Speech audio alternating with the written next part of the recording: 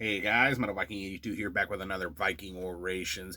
Got another review for you today, but we're going to do a slightly older release. Normally, here lately, I've been doing a lot of 2021 releases, stuff from last year, we're living the last couple of years, some single reviews, but we're going back, way back to the early days here of death metal, and we're going to be talking about Liers in Wait with their lone EP, Spiritually Uncontrolled Art.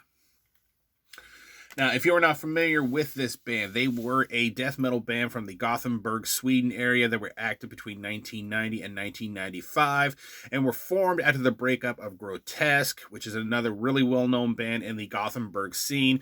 Of course, mainly for spawning the band At the Gates, while a couple of the other members went on to form Liers in Wait.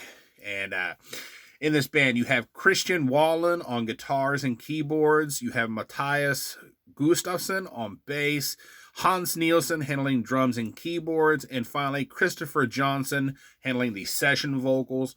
As I said, this is a lone EP from this band. It is 6 tracks, just over 21 minutes in length. Now, the original release of this out on Liers Records only had 5 tracks. But this reissue out on Vic Records has a 6th track, which is a cover of Angel of Death by Slayer. So I just have to say right off the bat, this is old school style death metal. The production is down and dirty with nothing really overly polished, giving it that primitive feel of death metal's heyday, I think. The guitars have that raw tone to them. They're still heavy while hitting us with these, thrashy sounding guitar riffs, because in the early days of death metal, a lot of bands had that thrashy sound. Think of early Cannibal Corpse and how thrashy they sound. That's what you get here as well. The bass, though, is pretty buried in the mix. I find it not too discernible. Track number 2, Bleeding Shrines of Stone. At the 111 mark, there's a little solo section. It's about one of the only times you really get to hear the bass. And of course, me being a big person on bass, I was kind of disappointed in that aspect of the recording. The drums have a pretty good production to them, I think. A nice snap to the snare. Not an overly flashy performance either. It's just, solid blast beats, some good double bass work. But yeah, as I said, nothing too flashy or anything too intricate. The keyboards on here are not overly used, because I know a lot of people get a little worried when they hear the word keyboards mixed in with their death metal. But mostly here, they're used to kind of give an atmosphere to an intro to a song, or at some part during a song, you'll hear a little keyboard come in to kind of give it a little extra something. And it's always really well executed, I thought. Vocally, you get a sort of mid-range growl with these nasty, almost tortured sounding screams at times. Really enjoyed the vocals on this one. Now, some of the things that I did pick out while I was listening to this EP, track number 3, Maleficent Dream World. Dream Void, excuse me. I couldn't even read my own writing. That's sad. I love that keyboard intro to this song. It has this sort of dramatic feel, like something epic or supernatural is about to happen. And I just love that feeling that it gave off. Track number 4, Liers in Wait. Band titled track here.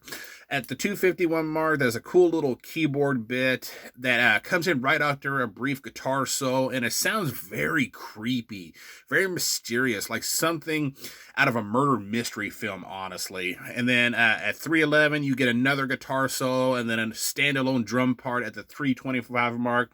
That to me sounds similar to what happens in the song Angel of Death. That sounds really cool, I have to say. Lastly, track 5, Gateways. It's just an instrumental with a nice building intro with this double bass part and a riff that reminds me of a Cenotaph by Bolt Thrower. That's kind of what I was getting from it. And then they have this church bell and this choir vocal part that comes in that is just super creepy. Now, as for the cover of Slayer's Angel of Death, it has a markedly raw production to it, so they must have had it from a different source tape, obviously. It actually sounds heavier than the actual EP here, I have to say. The vocals seem a little bit kind of overshadowed by the music. They're kind of buried a little bit.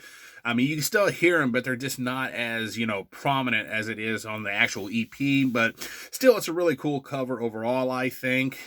Overall, I think this is just a solid EP of old school Swedish death metal from the early days of death metal. I do wish the bass was a little more audible, but overall, I think it's a very good listen. Definitely worth checking out. If you're a fan of Grotesque and, at the gauge and you want to figure out what the other members of Grotesque were up to, definitely go check this one out. I would give it an 8.5 out of 10.